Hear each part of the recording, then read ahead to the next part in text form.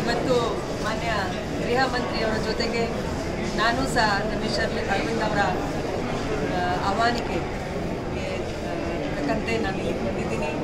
ನಿಜವಾಗಿ ಈ ಒಂದು ಫಿಲ್ಮನ್ನು ನೋಡಿ ನಾನು ಯುವ ಸಬಲೀಕರಣ ಇಲಾಖೆ ಕೂಡ ನೋಡ್ತಾ ಇದ್ದೀನಿ.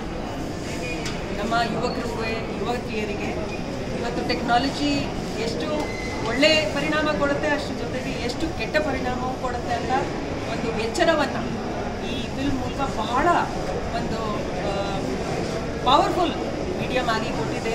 ನಮ್ಮೆಲ್ಲರ ಯೂತ್ ಪರ್ಟಿಕ್ಯುಲರ್ಲಿ ಇದರಿಂದ ದೊಡ್ಡ ಪಾಠವನ್ನು ಕಲಿತಾರೆ. ಯಾಕೆಂದರೆ ಪೊಲೀಸರು ನಮಗೆ ರಕ್ಷಣೆ ಕೊಡ್ಬೋದು, ಆದರೆ ನಮ್ಮ ರಕ್ಷಣೆಗೆ ನಾವೆಲ್ಲರೂ ಜವಾಬ್ದಾರಿ ಇರಬೇಕು ಅಂತ ಇದೊಂದು ದೊಡ್ಡ ಮೆಸೇಜ್ ಈ ಫಿಲ್ಮಲ್ಲಿ ಹೋಗ್ತಾ ಇದೆ. ನಾವೆಲ್ಲರೂ ಇದನ್ನು ಉಪಯೋಗಿಸೋಣ, ಮುಂದವರಿಗೆ ಹೇಳೋಣ ಅಂತ ಹೇಳಿ ಎಲ್ಲರೂ ಸುರಕ್ಷಿತವಾಗಿ ಇರಲಿ. ನಮ್ಮ ಎಲ್ಲರಿಗೆ ನಮ್ಮ ತಂಡದಲ್ಲಿ ಅವರಿಗೆ ಎಲ್ಲರಿಗೆ ಧನ್ಯವಾದ.